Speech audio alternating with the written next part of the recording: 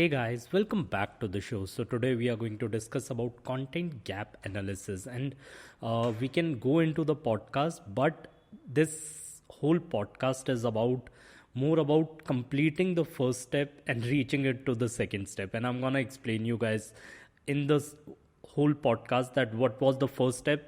In the previous podcast we have discussed a lot about this first step is always going to be about creating that perfect blog. So I'm going to give you an outline of that, but then we'll go deep into it. And before we go into the podcast, if you want to watch the video version of this podcast, then go ahead, check it on YouTube. If you are listening to the just the audio version of it, I love you too, guys. So let's get into the podcast. So content gaps. Now we have talked about content gaps, and if I have to explain it in very simple language, then creating better content than your competitors out there. And who's your competitor? Not the people who are selling similar kind of products that you are selling, not the people who are in your industry. Anyone who's ranking on the keyword that you want to rank on is gonna be your competitor. So let's say your competitor have written a blog about 20 leather boots of 2021. You have to go ahead and write about 30 leather boots, and you will get more click. If your competitor have written about 5 intermittent fasting tips to lose fat fast, okay, now your keyword is intermittent fasting to lose fat fast, okay, your whole blog article should be about 15 intermittent fasting tips or 20, 21, whatever it takes to make you research deeper into the content, write a deeper blog, write a better version of the blog, and that is content gap. Okay, and there is always a gap that you can cover. We have sometimes, like for one of my client, I have written 101 fitness tips to never get belly fat again. My keyword was never get belly fat again. My competitor have written 51 tips, and I'm gonna go with 101 tips. So that took us at least around 1 week or 1.5 weeks, and I gave this work to all our content writers to come up with 30 tips each. And then we went to the subject matter expert and asked them, what other tips do you want to cover? And if there was a tip, fat loss tip in the world, we have covered it directly or indirectly in that one blog, and that includes all kind of things. So that's what content gap analysis is, and we are going to the phase 2 of it. We are going to go on, like what kind of things that do you want to write about, what kind of things do you want to go into deep into, okay, and how to bring it from 8th or 9th page rank to top 3 page ranks, okay. And I'm gonna give you a solution, practical step by step based solution to it. But before we go into it, let's talk about how to reach 8th or 9th ranking. Okay, if your page is nowhere on first 3 pages, these tricks do not matter. First you have to work on page. Stop jumping on backlinks. Backlinks are very important. In fact, I totally am a believer that you have to have good content first, then go ahead with backlinks, then take care of site infrastructure and technical SEO as well. Backlinks are important, I'm never gonna deny that. But the reason we want to concentrate on content first is because if you're writing actually the best content, and what do I mean by best content, on that particular keyword, is your article the best article on top 1 page, okay, like top page of Google, pick out 7 or 8 articles which are ranking on that keyword. Is your article the most detailed article? I'm not gonna say the longest article, because people get into this word zone where they start writing a lot of words which do not make sense. It needs to make sense, but a longer article as well. You have to keep in mind the H2s and H3s as well. Is it easy to read? All those things we have mentioned in a lot of podcasts in back. We have mentioned a lot of videos regarding the same. What kind of things you want to keep in mind, what kind of softwares you can use, like Surfer, Market Muse, and there is new one that I have mentioned, Postspace. How detailed your article is. Okay, once you have done that, within a month you will see that your article is ranking either on 8th position, 9th position, 10th position, or maybe if you have a lot of competition, on second page. And this is where the next step comes in. Now the next step is that how do you make it rank even higher on first page? And there are a lot of techniques we go ahead with. First is backlinks, and I'm going to come on backlink later, but let's go ahead with refreshing the content. Now refreshing the content is something that people keep forgetting about. You have to update your blogs on regular basis. You cannot keep track of one blog on regular basis. You have to check your analytics, you have to check your Google webmaster and see that which blogs are losing its rank, and then refresh it with infographics, refresh it with different kind of FAQs, refresh it with quiz, anything that can refresh the blog. Sometimes you can change the author bio of that page and it gets refreshed. So keep refreshing your content. That's one of the major key points over here. Okay, third thing is check the H2 and H3 of the blogs. Okay, see, there are more opportunities to add one more paragraph in the blog by taking your competitor. Like, let's say if your competitor have written about that blog and you haven't mentioned that in your blog, see who all are ranking above your page. Okay, and then go ahead and check what kind of content they have covered in their blog and what's missing in your blog. Even if it feels like it's a useless thing to add, Google is taking a lot of things in mind when it comes to search. Okay, there are a lot of things. So I was creating a blog about featured snippet. I need to mention about rich snippets. It doesn't make sense, but all my competitors who were ranking above it were adding rich snippets in it. So obviously I will have to explain what rich snippets are, what's the difference between featured snippet and rich snippets. So these things matter a lot in long term. Okay, another thing is check the page time increase opportunities. This is a very small thing, but it gives you an idea. See how you can increase the page time of average user who's landing on that page. Okay, now you are still stuck on 8th or 9th page of that. 8th or 9th ranking of Google, where all the competitors are ranking above. Now there are few things that you can do other than refreshing content, checking H2, H3, increasing page time. There are a lot of techniques we have already mentioned in previous podcasts, like infographics and graphs and other things where people start interacting with your content and just stay on that page. So these are some techniques to increase page time.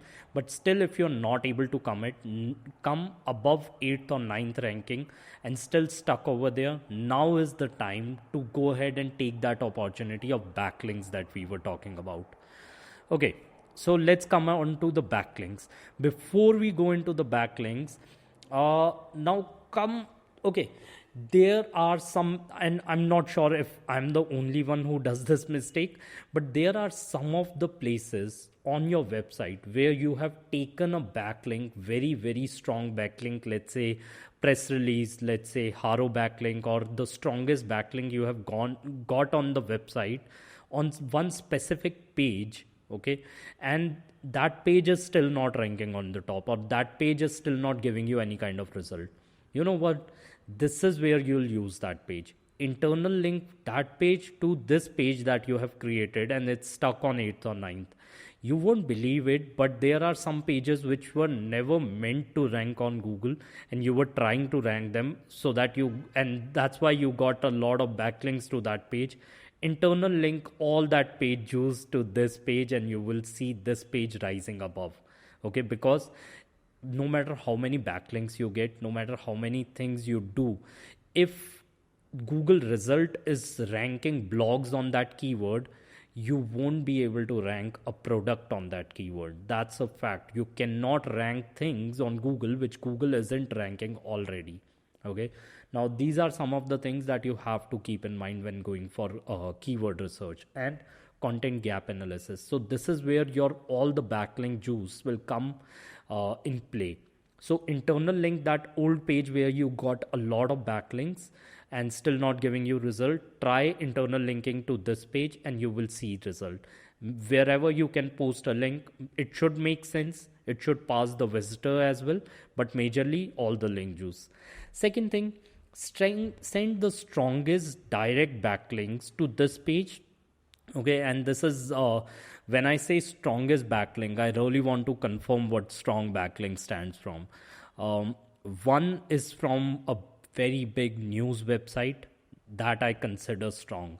I once got a backlink from AP News which boosted my authority, and yes, I paid for it, but that's what press release is. So I paid like $400 for the same. Yeah, but it boosted my authority and that particular page ranking a lot. Second thing is, let's say in this particular scenario, topical relevancy.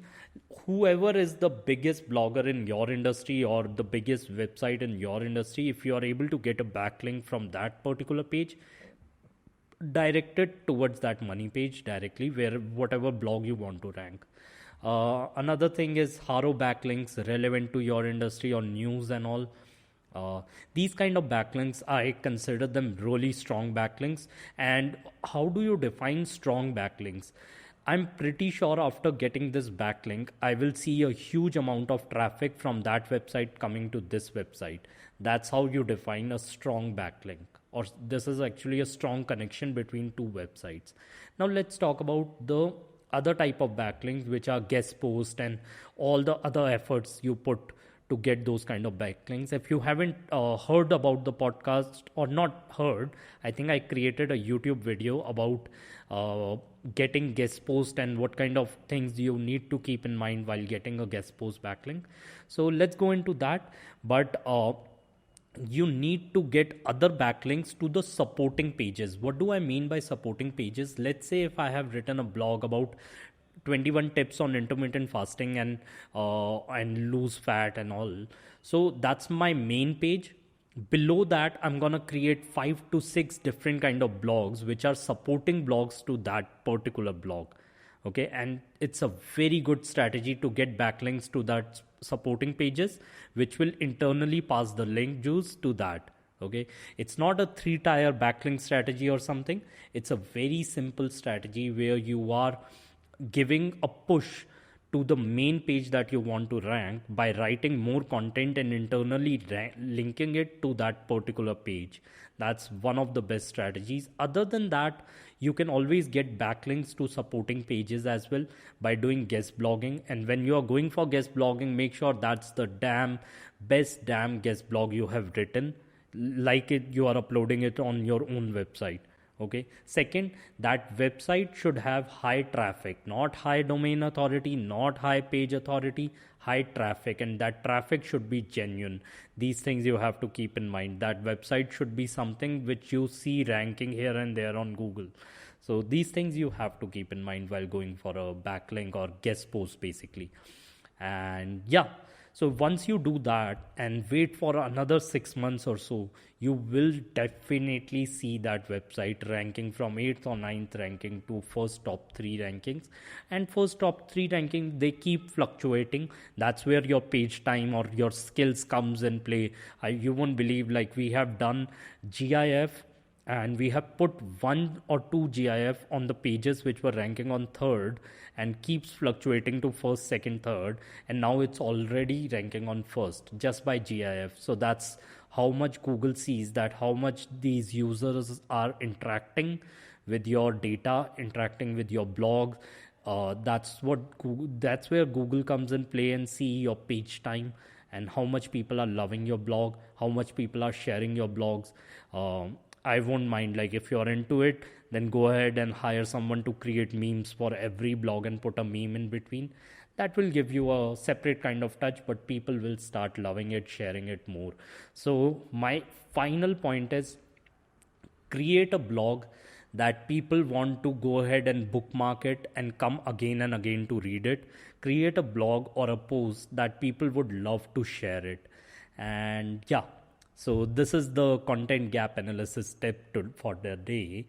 And I hope you guys are loving the podcast. I'm creating a lot of reels. I'm trying to do a reels challenge where I can post a multiple amount of reels on my Instagram just to see the reach of it. I'm gonna do the same on YouTube Shorts as well. I'm uploading everything on YouTube as video content as well. I'm not regular to it because editing of a longer videos take a lot of time. But subscribe to YouTube channel. I'm very active on LinkedIn, Twitter, and Instagram now.